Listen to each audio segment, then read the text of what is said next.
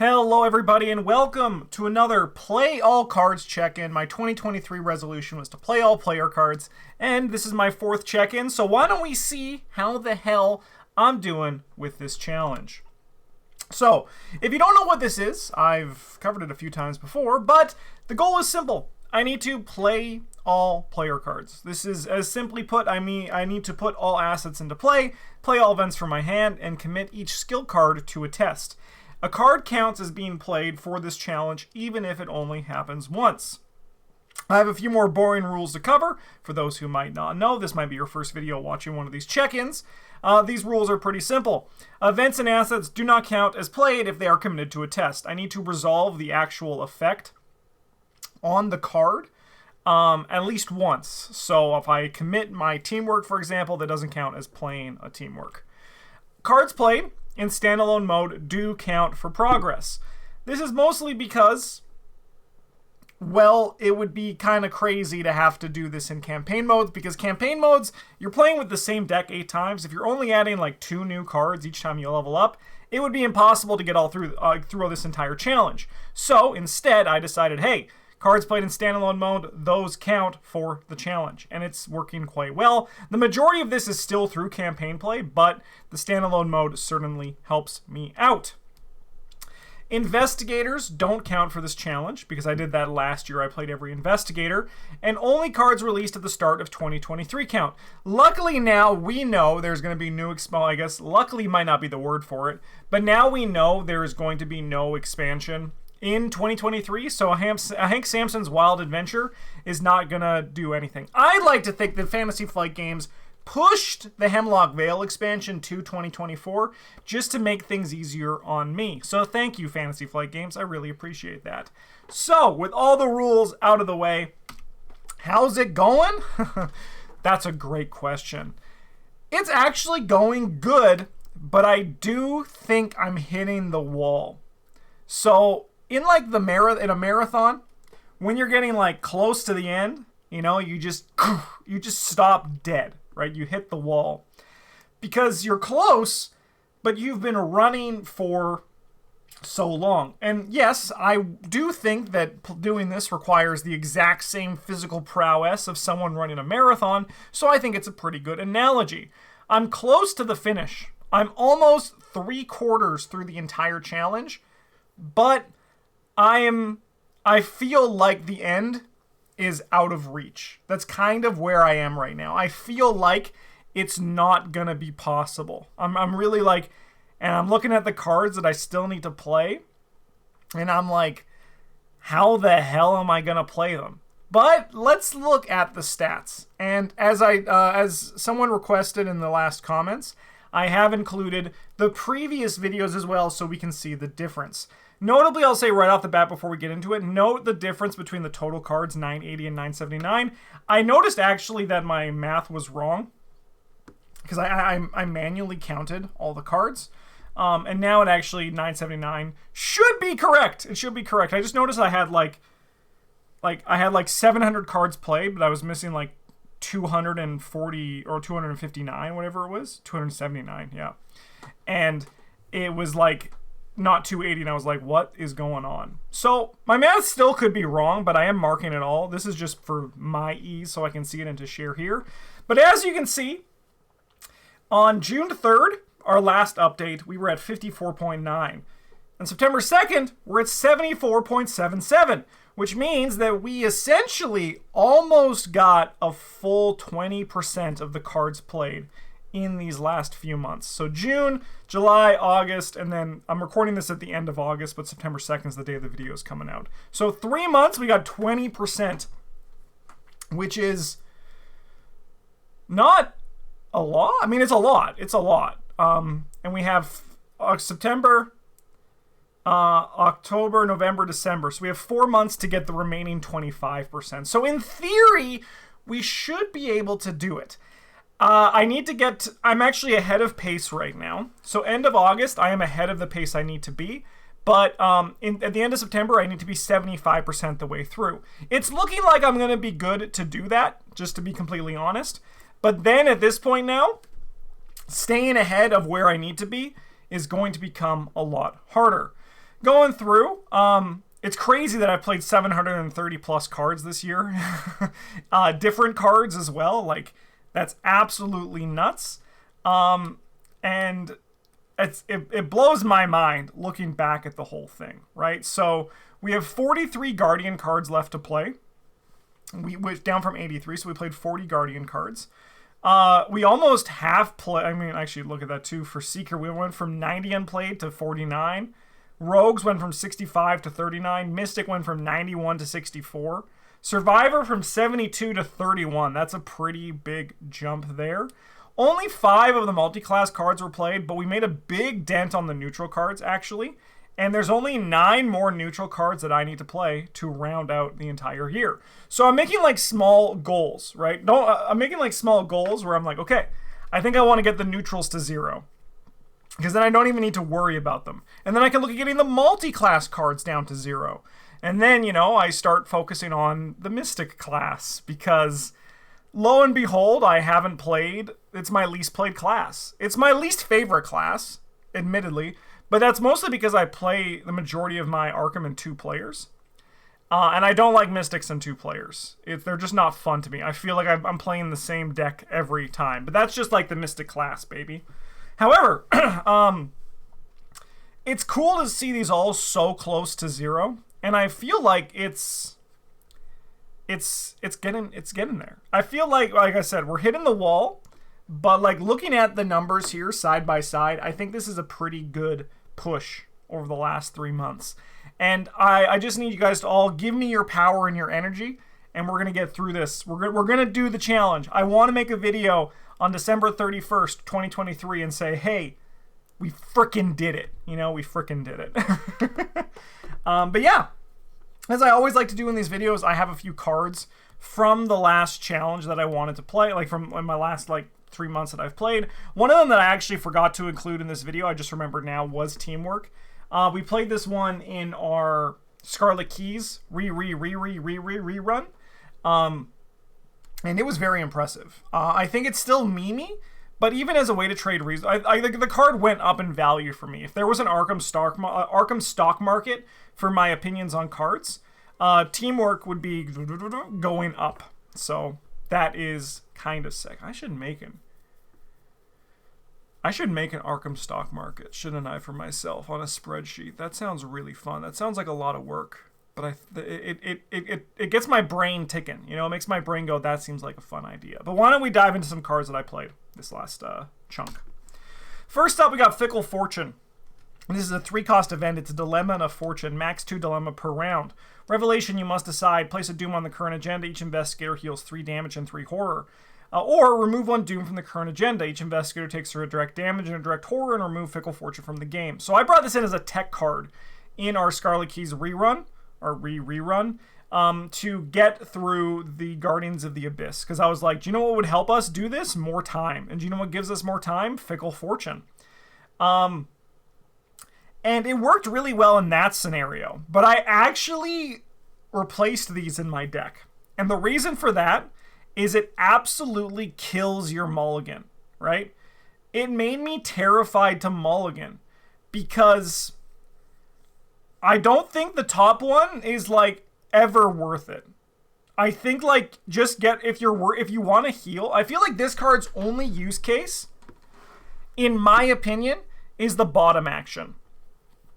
The only time you take the top part is if you're forced to. So my mulligans became scary because I was like, I don't want to place a doom on the agenda. I heal the damage and the horror, and then I remove Travis's ability as Vincent Lee to heal us at the start of the game. That sucks, right? And then the agenda flips, and you're like, please, for the love of God, don't draw this card in my deck, because that would be really bad. Same thing I just said. And that's a sign that the card actually probably isn't that good. I can see it being better if you can game it a bit. If you're playing the Dilemma Ally, I think this card does go up in value. But it worked well for Guardians of the Abyss. But when you eventually, because you don't like the card, side out of card, like you replace a 3 XP card, like I spent 6 XP on it. Mind you, I was never shorted XP for that whole campaign because we played a million freaking scenarios. But it does its job, but I really, while reading the card, underestimated what the damage of the top action of this does. Because killing your mulligan sucks, right? You're basically like putting a card you don't want to see in your opening hand in your deck. And number 2, there are points in the game where it becomes a bad draw. And I don't think cards that you spend experience for or put in your deck in general should be bad draws, IMO. And that's Fickle Fortune. Next one up, we got Shrine of the Morai. After having this card for the longest time, a 1-cost, 3 experience, Fortune Blessed Cursed event. Attached location, 3 uses as offerings. Attached location gains Lightning Bolt. Draw the top card of the counter deck, exhaust Shrine of the Morai, and spend an offering. Return up to 2 cards with a total combined cost of level 5 or less from your discard pile to your hand. After talking about this card for a very long time, we finally played it. I finally played it in the same Daniela deck with a million experience in it. And it's good. It was just as good as we thought, but I don't think I want to play it because I don't want... The effect just is like... It's a great effect, but I don't think I'm going to play it too commonly because I just think... Oddly enough, I think the 3 experience could be spent better rather than grabbing your other better cards. I think there's use cases for where Shrine of the Morai does go up in value, right? Like where it overall goes to a point where I want to put it in a deck, right? Like especially if it's like, I don't know, you just have like a strong experience cards that you want to play again and again, especially like events or skills, right? But like with assets and stuff, most of the time, they either stay and play forever or they recur. So this was like one of those things where I thought that this card was an auto-include that we just never played because it was like just obviously good. And I think it's still obviously very good, but it's not the auto-include I thought anymore. Like grabbing like Vicious Blows and like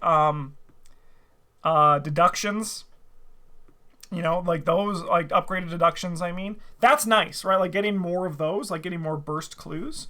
Or grabbing like a 5 experience card, obviously, and a 0 is like also really nice. But it was very powerful and I was very impressed by it, but not enough for it to sway my deck building because I'm still like most of the time, I'd rather spend my 3 experience and action on something else. Something else that furthers the game as opposed to relies on other things to further the game, which might be a little bit weird, but it's just the vibe the card gave me. Next up, we got Dauntless Spirit. This is a 1 experience skill, innate and developed. While it's in your hand or committed to a skill test, it gains brain icons equal to your fist or fist icons equal to your brain. This card's good. This card is much better than I ever expected it to be. I played this in Daniela. I played this in Silas. In our skills only challenge that Bryn and I are playing that you guys won't see until 2024 probably. But it is one of those things where this card... I think is really nice for most people who can touch it because just like having the ability to go all in on a big attack or use your high fist to defend yourself in the Mythos phase, I think is a really nice effect. I overlooked this card and I think it's actually much better than I gave it credit for. I don't think it's like an auto-include or like a busted card or even like a great card, but I think it's very good. I think it's I was like, this card is fine, and I think it's much better than I initially gave it credit for. Next up, some slight spoilers here for Eric and Mai's run through Carcosa. I'm playing Harvey Walters, and I played Ancient Stone for the first time in these decks. I had Shrewd Analysis, and I randomly rolled, and I got Knowledge of the Elders, the damage one, and Minds in Harmony, the healing horror one. Notably, these cards work the same where they come in with secrets depending on when you identified it. And whenever you draw a card, you can spend that many secrets equal to the cards you drew to do a variety of effects. Knowledge of the Elders is the damage. Minds in Harmony is the healing horror. These cards are really good. Like Ancient Stone Knowledge of the Elders is absolutely busted. It was my first time like playing with it in actual practice. And the card is insanely good. Obviously, I think it goes up in value when Harvey Walters is on the scene, right? Because he can draw an extra card. He can turn his draw 1s into draw 2s, which means that it kills the enemies easier. However, the Minds in Harmony, the healing horror, is impressed me more than I gave it credit for as well. I still don't think it's like healing that you strive to get, but I did not regret my Shrewd Analysis random roll. This thing has healed like multiple times. Getting 7 horror healing whenever you draw a card. Oh my god. Over time when you draw cards, just passively healing horror, especially in Carcosa, is a very, very powerful effect. So Knowledge of the Elders, busted beyond belief. I knew it was good. I saw Travis play it with Mandy, and I was like, this card's good. But when I played it, I was like, wow, this card's even better than I remember it being. And Minds in Harmony, Healing Horror, also a lot more impressive than I thought it was going to be. I actually don't think we have any losers for this. Normally I have some that have impressed me and some that didn't impress me that much, but I think overall all the cards that I'm playing for the first time or for a long time have been impressive. Foresight, a 0 cost 1 experience event. Fast, play when an investigator location would draw a card from their deck or from the encounter deck. Name a card. If the drawn card is the named card, that investigator may either cancel the card effect and discard it, or immediately play that card at -2 cost. So, this card, obviously, I played this one in Norman Withers, but that's not why this is here. This card is obviously insane in Norman Withers. However, yesterday we were recording, and Travis is playing Norman Withers in an upcoming run on our channel. And Travis used this to just blind Ward of Protection's attempt at Ancient Evils when it would have caused us to lose. And I think that, just having... I still don't think, I think this was in Norman, so the card is, played for that. But having a button that you can emergency press if you are going to be in a situation when you die gave me a bit more respect for Foresight, but not enough for it to change that much. However, obviously in Norman and Gloria, the card's really good. Even in, Scrying, you could go for it. But, I was impressed by it enough as a way to just, not lose that I was like, okay, that's good. And we ended up winning because of that. No, well, not because of that. No spoilers, but... it was a use case for just blind stopping the card that would kill you. Even if it doesn't, it gives you protection in the Mythos phase, which I think is kind of sick. Glimpse the Unthinkable. 0 cost, 1 experience, draw a card, shuffle any number of non-weakness cards from your hand into your deck, then draw that many cards. I know this effect was good, but this is my first time playing with it outside of a standalone. And obviously, this was with Harvey as well, so obviously coupling it with the Ancient Stones was a very powerful effect. But even just as a way to fish through your deck to find what you might need, just basically take another shot at digging for what you want. I think that's a use case for this card that I think a lot of people might be underestimating. I was one of them, right? Ages ago when I played my Flute of the Outer Gods deck with Ursula, one of my viewers suggested I put this in as a way to dig up the pieces. And I did it, and it was great, but I apparently went brain dead, and I forgot that suggestion was there. But then I was using this in Harvey, and this card, it reminded me, number one, this card's obviously good in Harvey, but number two, I think this card is just a generally okay way for you to dig for what you want when you need it, or potentially replace the okay cards in your hand with, better cards. So, yeah. And those are all of the cards I wanted to talk about today. I hope you enjoyed this look into it for the Play All Card Challenge. We should probably, I'm going to wager, have 2 videos left in this. I want to do one in, maybe one in October, end of October, early November, and then one at the end of the year where hopefully we can cross off and get a win. If not, I might keep this going, or I might just say I got as close as I could. We're going to see what happens. But thank you to everyone who has commented on these videos as I check in and also just see my thoughts. Have there been any cards this year that you have made discoveries on? Let me know down in the comments. Thank you so much for watching, everybody. Have a good one. And as always, a GG's.